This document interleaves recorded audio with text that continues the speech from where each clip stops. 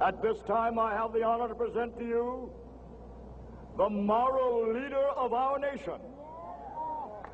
I have the pleasure to present to you Dr. Martin Luther King, Jr.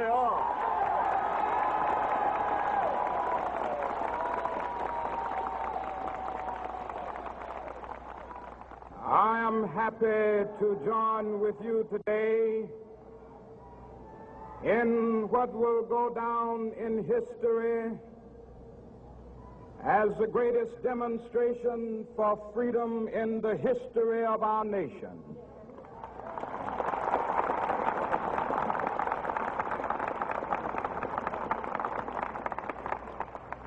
Five score years ago, a great American in whose symbolic shadow we stand today signed the Emancipation Proclamation. This momentous decree came as a great beacon light of hope to millions of Negro slaves who had been seared in the flames of withering injustice. It came as a joyous daybreak to end the long night of their captivity. But 100 years later, the Negro still is not free. 100 years later, the life of the Negro is still sadly crippled by the manacles of segregation and the chains of discrimination. 100 years later, the Negro lives on a lonely island of poverty in the midst of a vast ocean of material prosperity. 100 years later, the Negro is still languished in the corners of American society and finds himself in exile in his own land. And so we've come here today to dramatize a shameful condition. In a sense, we've come to our nation's capital to cash a check. When the architects of our republic wrote the magnificent words of the Constitution and the Declaration of Independence, they were signing a promissory note to which every American was to fall heir. This note was a promise that all men, yes, black men as well as white men, would be guaranteed the unalienable rights of life, liberty, and the pursuit of happiness. It is obvious today that America has defaulted on this promissory note insofar as her citizens of color are concerned. Instead of honoring this sacred obligation, America has given the Negro people a bad check, a check which has come back marked insufficient funds.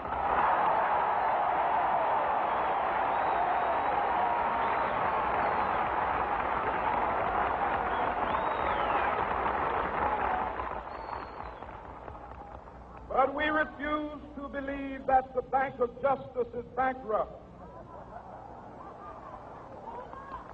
We refuse to believe that there are insufficient funds in the great vaults of opportunity of this nation.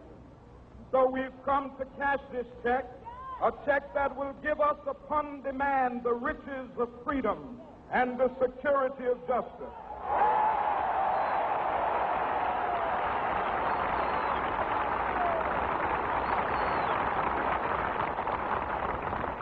We have also come to this hallowed spot to remind America of the fierce urgency of now. This is no time to engage in the luxury of cooling off or to take the tranquilizing drug of gradualism.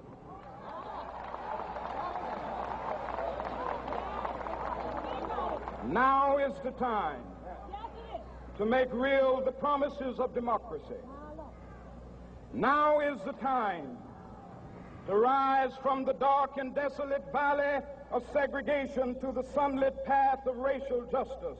Now is the time to lift our nation from the quicksands of racial injustice to the solid rock of brotherhood. Now is the time to make justice a reality for all of God's children. It would be fatal for the nation to overlook the urgency of the moment. This sweltering summit of the Negro's legitimate discontent will not pass until that is an invigorating autumn of freedom and equality. 1963 is not an end, but a beginning. Those who hope that the Negro needed to blow off steam and will now be content will have a rude awakening if the nation returns to business as usual.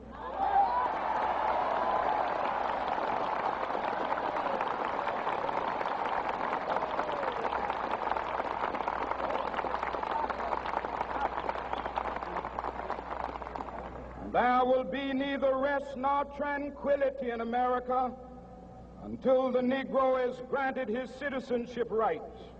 The whirlwinds of revolt will continue to shake the foundations of our nation until the bright day of justice emerges. But that is something that I must say to my people who stand on the warm threshold which leads into the palace of justice. In the process of gaining our rightful place, we must not be guilty of wrongful deeds. Let us not seek to satisfy our thirst for freedom by drinking from the cup of bitterness and hatred.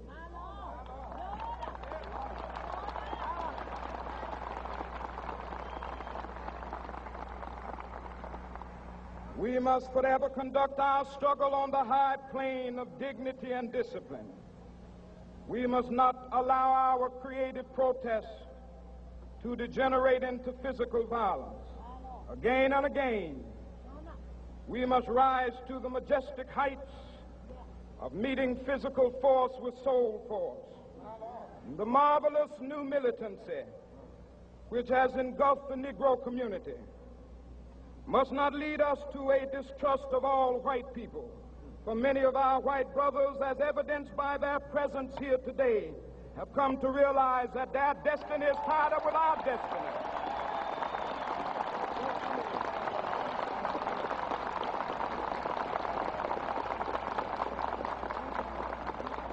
And they have come to realize that their freedom is inextricably bound to our freedom. We cannot walk alone.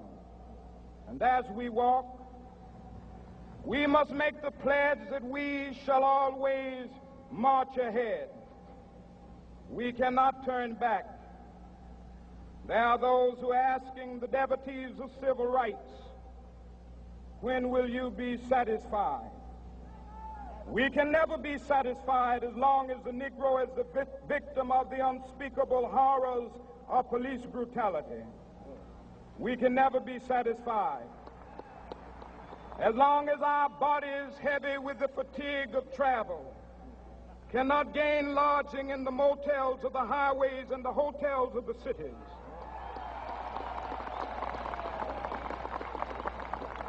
We cannot be satisfied as long as the Negro's basic mobility is from a smaller ghetto to a larger one. We can never be satisfied as long as our children are stripped of their selfhood and robbed of their dignity by signs stating for whites only.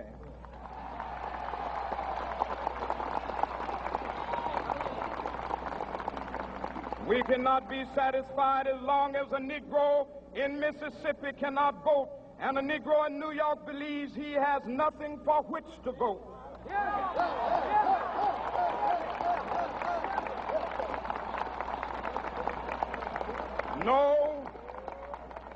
No, we are not satisfied, and we will not be satisfied until justice rolls down like waters and righteousness like a mighty stream.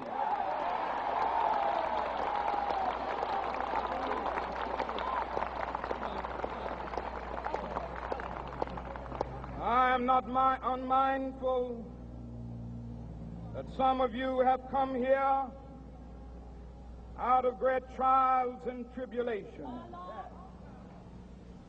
Some of you have come fresh from narrow jail cells. Some of you have come from areas where your quest for freedom left you battered by the storms of persecution and staggered by the winds of police brutality. You have been the veterans of creative suffering. Continue to work with the faith that unearned suffering is redemptive. Go back to Mississippi. Go back to Alabama. Go back to South Carolina. Go back to Georgia. Go back to Louisiana. Go back to the slums and ghettos of our northern cities. Knowing that somehow this situation can and will be changed. Let us not wallow in the valley of despair. I say to you today, my friend,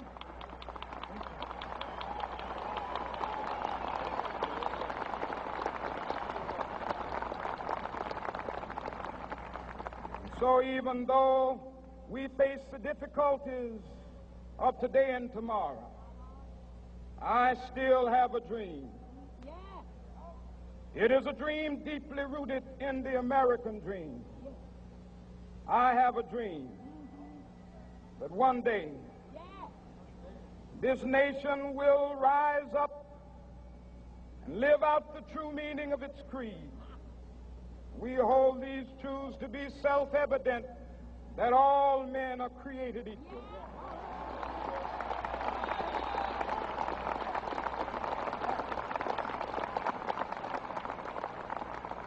I have a dream that one day on the red hills of Georgia, the sons of former slaves and the sons of former slave owners will be able to sit down together at the table of brotherhood. I have a dream that one day, even the state of Mississippi, a state sweltering with the heat of injustice, sweltering with the heat of oppression, will be transformed into an oasis of freedom and justice. I have a dream that my 4 little children will one day live in a nation where they will not be judged by the color of their skin, but by the content of their character. I have a dream today.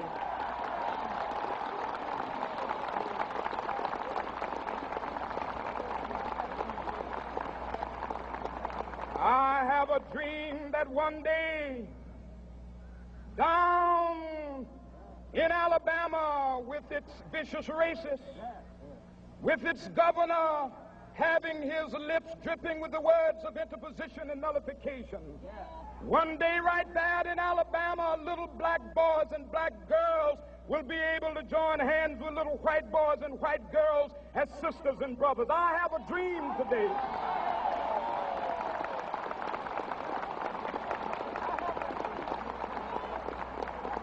I have a dream that one day every valley shall be exalted, and every hill and mountain shall be made low. The rough places will be made plain, and the crooked places will be made straight, and the glory of the Lord shall be revealed, and all flesh shall see it together. This is our hope. This is a faith that I go back to the South with. With this faith, we will be able to hew out of the mountain of despair a stone of hope. With this faith, we will be able to transform the jangling discords of our nation into a beautiful symphony of brotherhood. With this faith, we will be able to work together, to pray together, to struggle together, to go to jail together, to stand up for freedom together, knowing that we will be free one day. This will be the day. This will be the day when all of God's children will be able to sing with new meaning, "My country, 'tis of thee. Sweet land of liberty, of thee I sing. Land where my fathers died, land of the pilgrim's pride. From every mountainside, Let freedom ring, and if America is to be a great nation, this must become true. And so let freedom ring from the prodigious hilltops of New Hampshire. Let freedom ring from the mighty mountains of New York. Let freedom ring from the heightening Alleghenies of Pennsylvania. Let freedom ring from the snow-capped Rockies of Colorado. Let freedom ring from the curvaceous slopes of California. But not only that, let freedom ring from Stone Mountain of Georgia. Let freedom ring from Lookout Mountain of Tennessee. Let freedom ring from every hill and molehill of Mississippi, from every mountainside. Let freedom ring, and when this happens, and when we allow freedom ring, when we let it ring from every village and every hamlet, from every state and every city, we will be able to speed up that day when all of God's children, black men and white men, Jews and Gentiles, Protestants and Catholics, will be able to join hands and sing in the words of the old Negro spiritual, free at last, thank God Almighty, we are free at last.